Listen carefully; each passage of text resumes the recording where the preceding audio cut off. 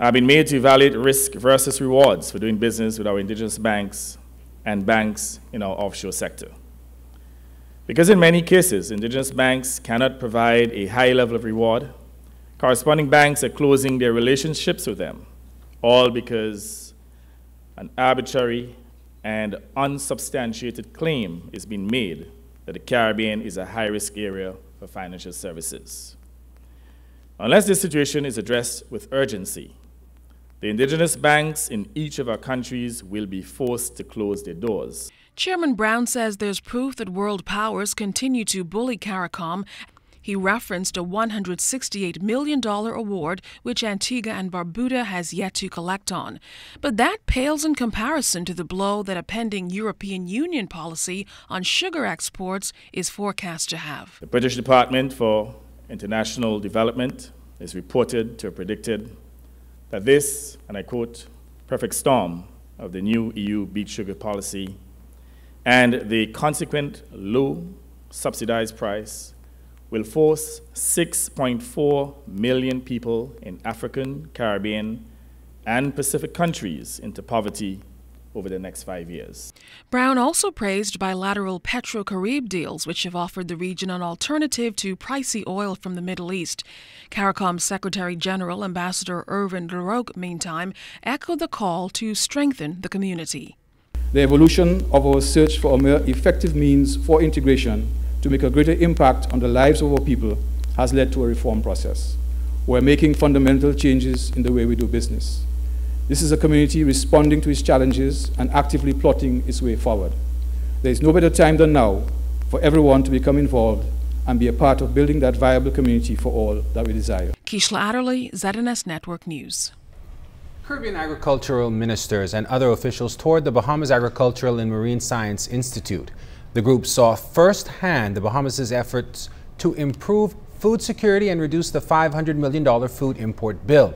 Agriculture Minister, the Honorable V. Alfred Gray, led the delegation of more than 20 ministers throughout the vast property on Wednesday. Jimenita Swain tells us tonight, though, that what's unfolding at the project has attracted an investment of $50 million. 800 acres of land in Andros is being cultivated to supply the food demands of the Bahamian people at the Bahamas Agriculture and Marine Science Institute.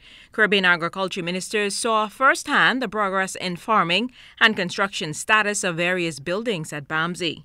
Site engineer with Island Dimensions, Verley McKinney, says the administrative building is nearly complete. We are just waiting to secure the building that will require the installation of the windows and the doors.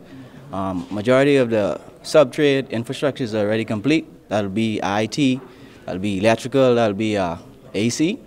All those are complete and waiting to be tested by local government agencies.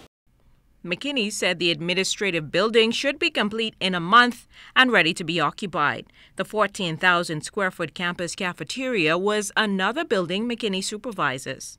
But this building had its fair shares of setbacks. We had to do a redesign in one of the areas, so we anticipate a six-week time turnaround. The ministers were also treated to the sounds of Junkanoo by the students of the Nicholstown Primary School.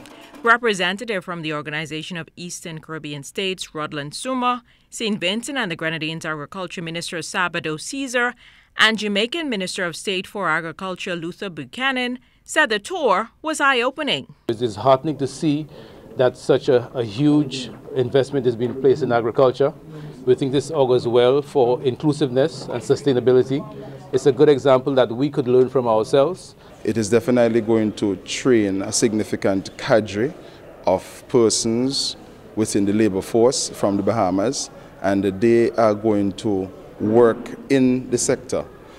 I can also see persons from different islands in the Caribbean coming here in the future to study. What you see here today is also a model of our agri-park setting, so to speak, to deal with food security and sustainable agricultural practices.